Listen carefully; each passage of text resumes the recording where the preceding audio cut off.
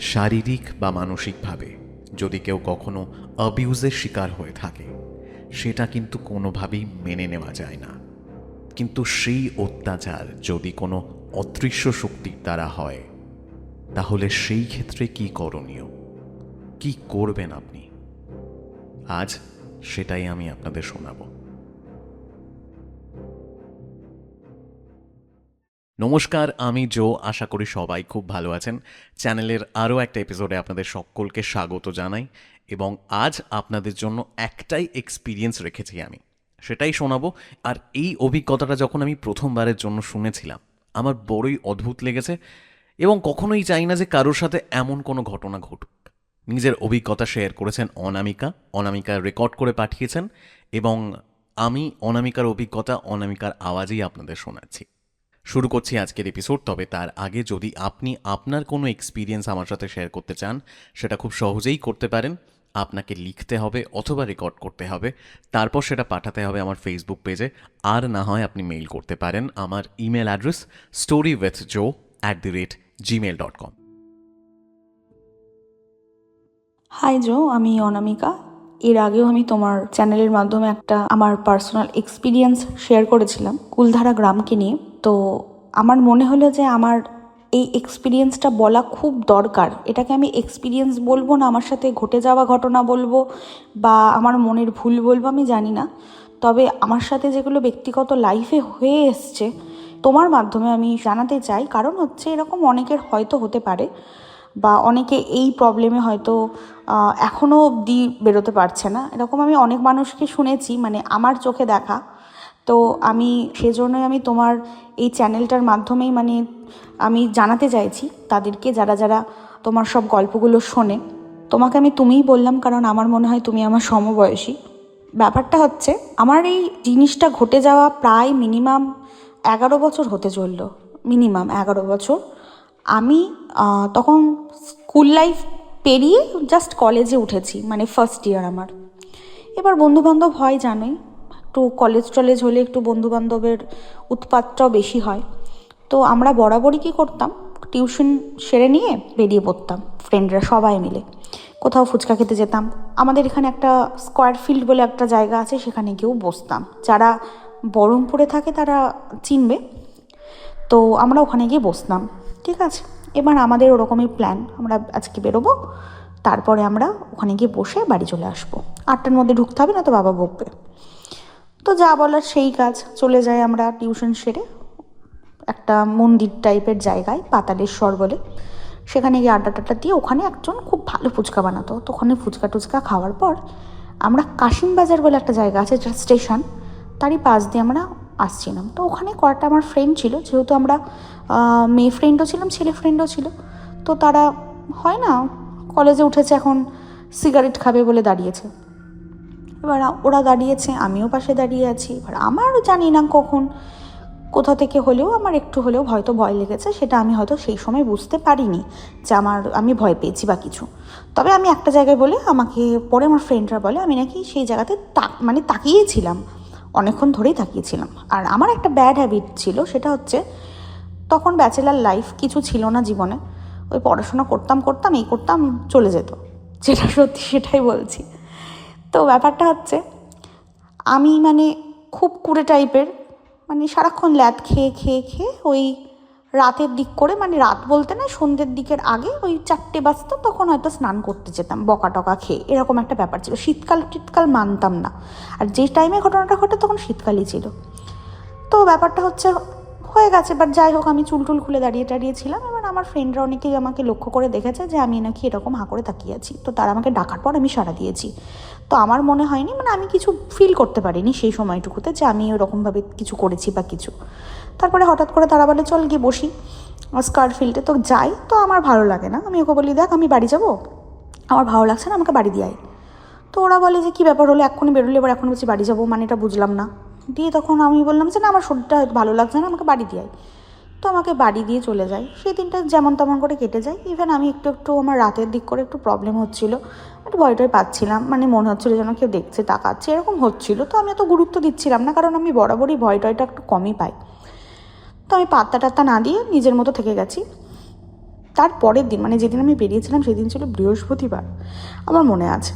তো পরের দিন শুক্রবার আমি যথারীতি যেমন নর্মালি মানুষজন মানে ঘুম থেকে ওঠে, আমি উঠেছি, নিজের মতো সব কাজকর্ম করেছি, সারাদিনটা যেমন নর্মাল যায় গেছে।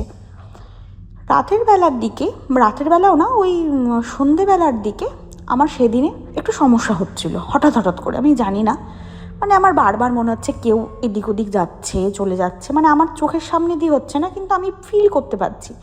তো বরাবরই একটা সপ্তাহ আমার কেটে যায় এইভাবে চলতে চলতে। তো আমি কাউকে কিছু জানাই না, আমি ভাবি যে না ঠিক আছে, এরকম হতেই পারে, মানুষের এরকম সমস্যা আসতেই পারে।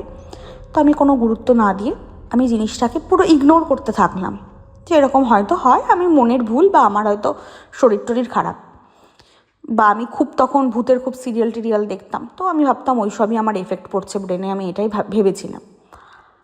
তারপরের সপ্তাহে শুক্রবার আমি ঘুমিয়ে যাই, ঘুমাই ঠিক হচ্ছে 3টে সময়, মানে আমার এতটা ঘুম পেয়েছে, আমি যে মানুষটা মানে কোনো দিনই ওই সব টাইমে ঘুমোতাম না, সারাক্ষণ ফোন ঘাঁটতাম বা হয়তো কিছু দেখতাম বা ফ্রেন্ডদের সাথে চ্যাট করতাম, সেই সময় প্রচণ্ড ঘুম পাচ্ছে, মানে আমি তাকাতে পারছি না, আমি ভাবছি আমার এত ঘুম পাচ্ছে কেন।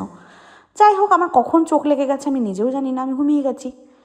ঠিক 4টে থেকে 5টার মধ্যে আমার সাথে খুব বাজে বাজে জিনিস হতে থাকে, মানে হচ্ছে আমি ঘুমিয়ে গেছি কিন্তু আমি ঘুমাইনি, মানে আমি তোমাকে কি করে বোঝাবো আমি জানি না, মানে আমি কিন্তু ফিল করতে পারছি সব কিছু, যে আমার সাথে কিছু বাজে কিছু হচ্ছে মানে এইটা যে কেউ আমাকে মানে কি বলবো, আমার কাছাকাছি আসার চেষ্টা করছে, আমার সাথে ইন্টিমেট হওয়ার চেষ্টা করছে, আমি ফিল করতে পারছি, মানে আমি বুঝতে পারছি, কিন্তু মানে অন্য কারোর মুখ ধরে এসে মানে আমাকে প্রথমে বোঝাচ্ছে যে আমার সে ভালোবাসার মানুষ আমার কাছে এসছে, সে এরকম, যাই হোক আমি এরকম বুঝতে পারছি।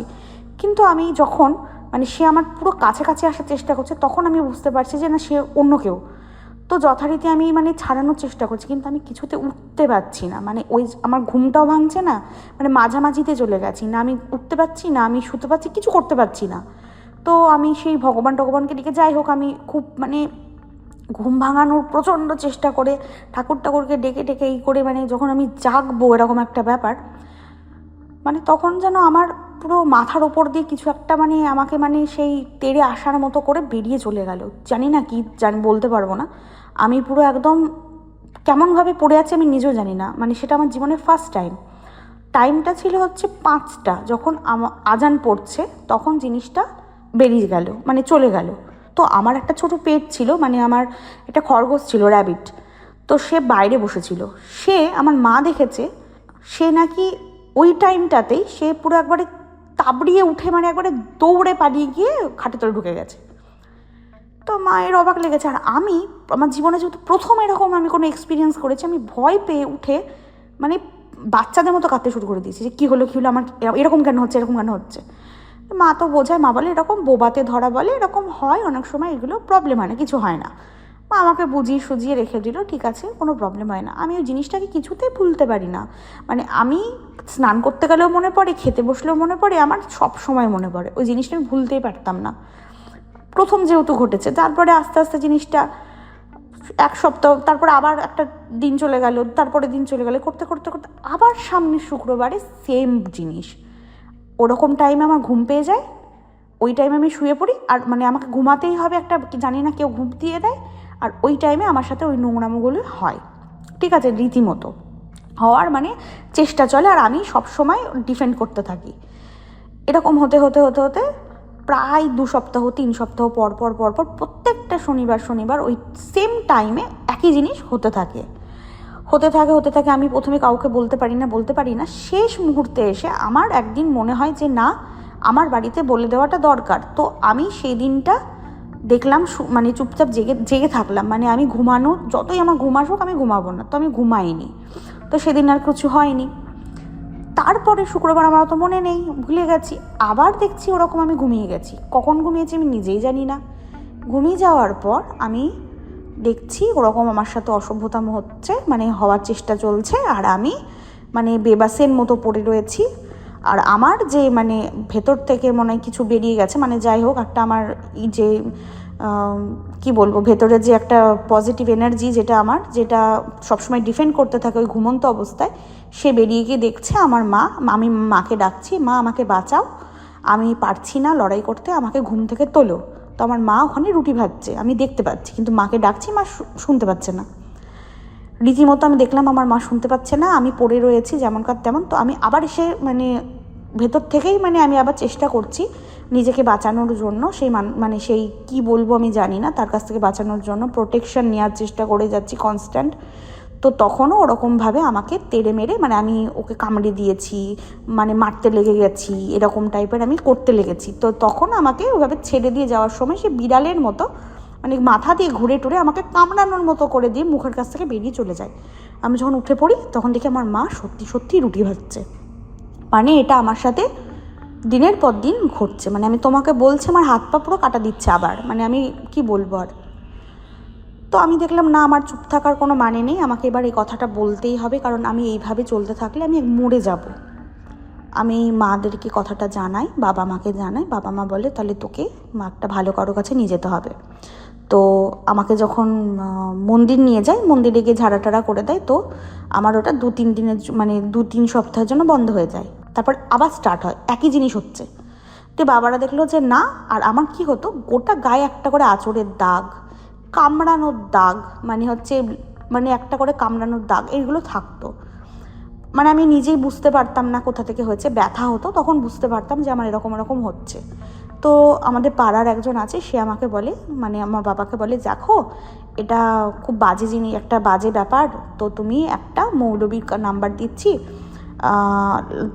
আমাদের এখানেই লালবাগ বলে একটা জায়গা আছে, ওখানে যেখানে ঐতিহাসিক সিরাজদৌল্লার যেখানে সব কিছু রয়েছে, তো ওখানেই আমাদের বাড়ির থেকে অনেকটা কাছেই। তো বললো যে এরকম তুমি যাও মেয়েকে নিয়ে, ওখানে একটা দরগা রয়েছে, হাসান বাবার দরগা বলে, ওখানে গিয়ে তুমি ওকে ঝাড়াও, দেখো অনেকটা রিলিফ হবে। তো আমাকে নিয়ে যাওয়া হয়। তো আমি নাকি যেতে চাইছি না, আমাকে নিয়ে যাওয়ার চলে গেছি, কিন্তু ওখানে ঢুকতে চাইছি না। ওরা দেখে বুঝতে পেরেছে, তো আমাকে যাই হোক কোনো রকমভাবে ঢুকিয়েছে। তারপরে আমাকে ঝেড়ে ঝুড়ে দেওয়ার পর জিনিসটা বলেছে যে এরকম ওর কাছে নাকি, আমার কাছে নাকি আমার অনেক বড় বড় চুল ছিল, ঠিক আছে, তো কোমর পেরিয়ে যাওয়া এরকম চুল টুল সবই ছিল। তো যাই হোক, তো বলেছে এরকম যে ওর চুলের গন্ধে টন্ধে এরকম কোনো জিন জাতীয় কোনো জিনিস, সেটা আমাকে আকৃষ্ট করে, সে আমার ভালোবাসছে, স্বামীর অধিকার পেতে চাই, এরকম একটা ব্যাপার হয়ে গেছে, যেটা খুব মারাত্মক পরিমাণে, যেটা ও হয়তো কোনো ছাড়বে কিনা বলতে পারছে না। বাড়ির লোক তো রীতিমতো ভয় পেয়ে যায়। এইভাবে চলতে থাকে। তো এই জিনিসটা ওরা আমাকে তাবিজ দেয়, এটা বন্ধ হয়ে যায়। বন্ধ হয়ে যাওয়ার ঠিক 3 বছর পর, 3 বছর অবধি বন্ধ হয়। তো আমার হাজব্যান্ডের সাথে রিলেশন ছিল সেই সময়, যে আমাদের বিয়ে টিয়ে সব ঠিকঠাক হয়, বিয়ে ঠিক হতো। তো ও কী করতো, ও আমার বিয়ে হতে দেবে না, এরকম একটা সিচুয়েশান তৈরি করে দিত, আমাকে রাগিয়ে দিত, আমার মাথা খারাপ করে দিত, কিছু একটা করে দিত, আমি পাগল হয়ে যেতাম, আমি নিজেও বুঝতে পারতাম না ওটা আমি। আমি যখন রেগে যেতাম, কেউ যখন ভিডিও করে যখন আমাকে দেখাতো, আমি বিলিভ করতাম না যে ওটা আমি, আমার মূর্তিটাই চেঞ্জ হয়ে যেত। সবাই বলতো, কিন্তু আমি বিলিভ করতাম না। আমি তো কখন এরকম করেছি, আমি করিনি এরকম, এইরকম একটা ব্যাপার হতো। তারপরে আমার স্বামীর সাথে আমার এই করতে করতে সংসার হয়। সংসার করার পর ওর সাথে যখন আমি বিয়ে হয়ে গেছে, এবার আমি ভাবতাম যে না, এবার মনে হয় আর হবে না ওরকম, কারণ যতই হোক আমি যতক্ষণ শুনেছি যে এরকম এরা নাকি বলে, যদি আমি কোনো ছেলের সংস্পর্শে চলে যাই, তো সে নাকি তারা নাকি আর জ্বালায় না, আমি এটুকু শুনেছিলাম আর কোনো ফ্রেন্ডের মুখে ঢুকে। আমি এটা ভাবিনি যে এরকম হতেও পারে, আবার নাও হতে পারে। বিয়ের পর ঠিক মিনিমাম 2 মাস থেকে 4 মাস ওটা বন্ধ হয়ে যাওয়ার পর, ততদিন অবধি বন্ধ থাকার পরও, যখন আমার বিয়ে হয়নি তার আগে তো অত্যাচার বন্ধ ছিল তাবিজের জন্য। তারপরে যখন আমার আবার বিয়ে টিয়ে হয়ে যায়, তার যখন 3-4 মাস হয়ে যায়, আমার তাবিজ হয়তো টুটে গেছে, আমি জানি না, আবার স্টার্ট হয় সেম জিনিস। আমি যখনই ঘুমোতাম আমার একই জিনিস চলতো, আর আমার বরের মুখ ধরে আসতো আর আমাকে ওরকম করতো। আমি প্রচণ্ড ভয় পেয়ে যেতাম, আর আমি মানে পাগলের মতো আমার বরকে চেপে ধরে কাঁদতে লেগে যেতাম, চিৎকার করতাম। আমার বর হতো কী সমস্যা, কেন হচ্ছে এরকম, ওকে আমি সব খুলে বলি এই প্রবলেম। ও একজনের কাছে যায়, ওকে জিজ্ঞাসা করে, ও বলে হ্যাঁ সেম প্রবলেম। তো এইভাবে চলতে থাকে, খুব সমস্যা। আমি মানে পাগলের মতো সংসার করতে পারছি না, খুব সমস্যায় পড়ে আছি, মানে আমার আর ভালো লাগছে না, আমি ডিপ্রেশনের রুগী হয়ে গেছি, কঠিন অবস্থা আমার। সবাই দেখলো যে এইভাবে তো এ তো পারবে না, কিভাবে চলবে। তো সবাই মিলে ঠিক করে যে যেভাবে হোক ওইভাবে কাটাবো। তো অনেক রকম চেষ্টা করেও কিচ্ছু হয় না, ঠিক আছে, কেউ পারে না। কারণ সবার একই কথা যে ওকে ভালোবাসে, ওকে ছেড়ে যেতে যায় না, ওর ক্ষতিও করবে না, কিছু না, ইভেন হ্যাঁ আমার কোনো ক্ষতিও করে না, এবার এরকম ব্যাপার। যাই হোক, হতে হতে এবার আমি দেখছি না এইভাবে তো হয় না। একদিন আমার কি হয়, আমি ভীষণ, হয়তো আমি জানি না আমার প্রোফাইল কেউ দেখেছো কি দেখোনি, তবে আমি ভীষণ সাই ভক্ত, মানে আমি যখন সাই বাবাকে পুজো টুজো করি, তো এবার একদিন আমি এরকম ঘুমোচ্ছি, এরকম আমার সাথে সেম জিনিস হয়, আবার একই জিনিস। তো ফেড আপ হয়ে গেছি, আর কত আমি লড়াই করব, আমার পক্ষে তো লড়াই করা পসিবল হচ্ছে না, আমাকে নানা রকমভাবে ছলচাতুরি করতো, আমি মানে কি বলবো, মানে বোঝাতে পারবো না। তো আমি একদিন ঘুমোচ্ছি, আমার সাথে সেম আবার একই জিনিস হচ্ছে, যে আমি খুব কষ্ট পেয়েছি সেই দিন, ভীষণ কষ্ট পেয়েছি, যে আমার কথা যখন এতজনকে দেখেছি তারা যখন বলছে যে ভালোবাসার জন্য আছে, তাহলে এরকম নোংরামো কেন করছে, ভালোবাসা কীরকম হয়। তো আমি যখন ঘুম থেকে উঠে যাই, আমি অন্য টাইমে যখন কেঁদে ফেলতাম, সেদিন আমি আর কাঁদিনি, মানে আমি এতটাই ফেড আপ হয়ে গেছি, এতটা কষ্ট পেয়েছি, এতটা ভেঙে গেছি, মানে এই মানে নোংরামোর জন্য, মানে আমি আর পারছিলাম না। মানে একটা মানুষের ওপর যদি দিনের পর দিন ইন্টিমেট হওয়ার জন্য যদি কোনো রকম ঘুমের মধ্যে যদি চেষ্টা চালিয়ে যায় কেউ, তাহলে মানে একটা মানুষের মনের অবস্থা কেমন হবে, সে নিশ্চয়ই ভেঙেই যাবে। তো আমার এরকমই অবস্থা হয়েছে। তো সেদিন না আমি আর ভাঙিনি, মানে আমি এতটাই ভেতর থেকে ভাঙা যে আমি না হাওয়ার মধ্যে কথা বলছি, মানে আমি তাকে চিৎকার করে করে জিজ্ঞাসা করছি যে তুমি তো এতক্ষণ এখানে ছিলে, কোথায় চলে গেলে, তুমি সামনে আসছো না কেন, তুমি যদি সামনে, তো তুমি আমার সাথে এরকম নোংরামো করছো কেন, তুমি আমাকে যদি ভালোবেসে থাকো, তুমি আমার সাথে এইরকম অসভ্যতামো করছো কেন, এটা তো একটা চাহিদা, এরকম হেন তেন। আমি মানে পাগলের মতো, আমার হাজব্যান্ড বলছে কাকে কথা বলছো, কার সাথে কথা বলছো, তুমি পাগল হয়ে গেছো, তুমি এগুলো ভুলে যাও, বাদ দাও, ছাড়ো, এরকম। আমি বলছি না, তাকে শুনতেই হবে, সে যদি থেকে থাকে সে শুনতেই হবে, সে যদি সত্যি ভালোবেসে থাকে সে কোনোদিন আমার কাছে ওইভাবে আসবে না, কোনোদিন এগুলো করবে না, তুমি বিলিভ করো। তার মধ্যে সাই বাবা ভক্ত ছিলাম, সাই বাবাকে আমি কোশ্চেন করছি যে তোমার ভক্ত হয়ে আমার সাথে এরকম দিনের পর দিন অসভ্যতাম হচ্ছে, তুমি মেনে নিচ্ছ কী করে, তুমি কেন মেনে নিচ্ছ, আমাকে কেন কষ্ট দিচ্ছ। মানে আমি সাই বাবার ওপর মানে রাগ করে ফেলেছি, মানে বাবাকে আমি সব সময় মানে আমার নিজের সব কিছু মানি, আমি ওকেই গিয়ে রাগ দেখায়, ওকেই সব কিছু বলি। তো আমি বাবাকে এটাই বলে যাচ্ছি কনস্ট্যান্ট, তুমি কেন আমার সাথে এরকম করছো, কেন আমাকে এত কষ্ট দিচ্ছ, আমি তোমাকে মানে কীভাবে না ভালোবাসি, মানে আমি সাই বাবার কথা বলছি এখানে। তো আমি বাবাকে এটা বলতেই থাকি যে আমার সাথে যেন এগুলো না হয়, আমি পারছি না, আমি কিন্তু এই করতে করতে আমি কিন্তু একদিন কোনো খারাপ কিছু করে নেব। তো যাই হোক, তুমি বিলিভ করতে পারবে না, আমি বলছি না, মানে পজিটিভ জিনিসও থাকে, নেগেটিভ জিনিসও যেমন থাকে, পজিটিভও থাকে। আমি জানি না এটা আমার ভক্তির জন্য না, হয়তো আমি সেদিন এতটাই ভেঙে গেছিলাম আমার সাথে ওসব করতে যাওয়ার জন্য, যে আমি এরকম কথাবার্তা বলেছিলাম বলে তার খারাপ লেগে গেছিলো, বা সে যতই অদৃশ্য শক্তি হোক যেই হোক তার খারাপ লেগে গেছিলো, বা সে নিজে ফিল করতে পেরেছিল যে ও যেটা করছে সেটা ভুল করছে, অন্যায় করছে, সেজন্য সরে চলে গেছিলো, না আমি সাই বাবাকে বলেছিলাম বলে সাই বাবা এটা করেছিল, আমি এখনও অবধি আমার কাছে অজানা। তো বিলিভ মি, তুমি বিশ্বাস করবে না, আমার মেয়ে হওয়ার পরেও আমার সাথে ঘটনা ঘটেছে। আমার মেয়ের বয়স হচ্ছে 21 মাস। তো এটা আমার মেয়ে যখন 5 থেকে 6 মাসের ছিল, সেই সময় আমার সাথে লাস্ট এই ঘটনাটা এরকম ঘটেছিল। তারপর থেকে আমার ওই জিনিসটা আমার সাথে হওয়ার পর থেকে, আমার বলার পর থেকে আর কোনো দিন আমার সাথে এই জিনিসটা হয়নি। তো এটাই ছিল আমার, মানে কি বলবো, এটাই ছিল আমার একটা ভীষণ ব্যাড এক্সপিরিয়েন্স জীবনের, যেটা আমি মানে অনেক তান্ত্রিকের সাথে কথা বলেছি, আমার ফ্রেন্ডে অনেকজন আছে তান্ত্রিক যাদের বাড়ি আমি গেছি কোনো রকম সমস্যার জন্য, তাদেরকে আমি অবধি আমার এই সমস্যার কথা বলেছি, সেও আমাকে একই কথাই বলেছে। তো যাই হোক, মানে আমি জানি না এরকম আর কার সাথে এরকম কিছু হয়েছে বা মানে হচ্ছে। তো আমি বলবো তোমরা ভেঙে পড়বে না, লড়বে। তোমরা যদি নিজে পজিটিভ থেকে লড়াই করতে পারো, তাহলে তুমি সব কিছু অ্যাচিভ করতে পারবে জীবনে, সেটা সব কিছু। যদি তুমি লড়াই করতে পারো, হেরে না যাও। আমিও হারিনি। আমি দিনের পর দিন মানসিকভাবে, ফিজিক্যালি, মেন্টালি খুব হ্যারাস হতাম প্রচণ্ড পরিমাণে। এর থেকে বেদনাদায়ক কষ্ট আর কিছু না। মানুষের সামনে সামনে আমি ঘুমের মধ্যে এরকম দিনের পর দিন আমি অ্যাবিউজড হতাম, মানে করতো আমাকে এরকম। সেটা একটা অদৃশ্য শক্তি যে সারাক্ষণ এরকম করতো। খুব কষ্ট পেতাম আমি, খুব কষ্ট। তো যাই হোক, আমি ওই জায়গাটা থেকে বেরিয়ে আসতে পেরেছি। ইভেন আমি এখন ভালো আছি। আমি জানি না আমাকে কোন শক্তি ওই জিনিসটা প্রোটেকশন দিয়ে রেখেছে। আই ডোন্ট নো, আমি এখনও অবধি জানি না। তবে তোমাদের যদি কারোর এরকম এক্সপিরিয়েন্স হয়ে থাকে অবশ্যই জানিও। আর এটাই ছিল আমার এক্সপিরিয়েন্স, যেটা ভীষণ বলেইছিলাম খুবই বাজে। এটাই, থ্যাংক ইউ।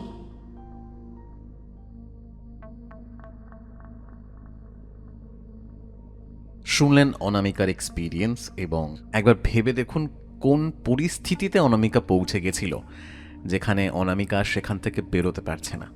আশা করি অনামিকা এখন পুরোপুরি সুস্থ আছে, এবং থ্যাংক ইউ সো মাচ অনামিকা তোমার অভিজ্ঞতা আমাদের সাথে শেয়ার করার জন্য। এবং আপনারা যে অনামিকার অভিজ্ঞতা শুনলেন, এই নিয়ে আপনাদের কি মতামত, কি মনে হয় আপনাদের, সেটাও কিন্তু জানাবেন। আপনাদের ফিডব্যাক অবশ্যই শেয়ার করবেন। Thank you so much. আজকের এপিসোড আমরা এখানেই শেষ করব। তবে তার আগে যদি আপনি আপনার কোনো এক্সপিরিয়েন্স আমার সাথে শেয়ার করতে চান, খুব সহজেই সেটা করতে পারেন। আবারও বলছি, শুধু একটা ছোট্ট কাজ করতে হবে, আপনাকে লিখতে হবে অথবা রেকর্ড করতে হবে, তারপর সেটা পাঠাতে হবে আমার ফেসবুক পেজে। আর না হয় আপনি মেইল করতে পারেন আমার ইমেল অ্যাড্রেস storywithjoe@gmail.com। আবারও আপনাদের সকলকে অনেক অনেক ধন্যবাদ। আজকের মতো গল্প আড্ডা এখানেই শেষ করছি, লেকিন জানে সে পেহলে রোজকার মতো প্লিজ নিজের খেয়াল রেখো, নিজের ফ্যামিলির খেয়াল রেখো, বেশি করে জল খেও, কোনোভাবেই নিজের বডিকে ডিহাইড্রেট হতে দেবে না, সবচেয়ে ইম্পর্ট্যান্ট মিস মি। বাই।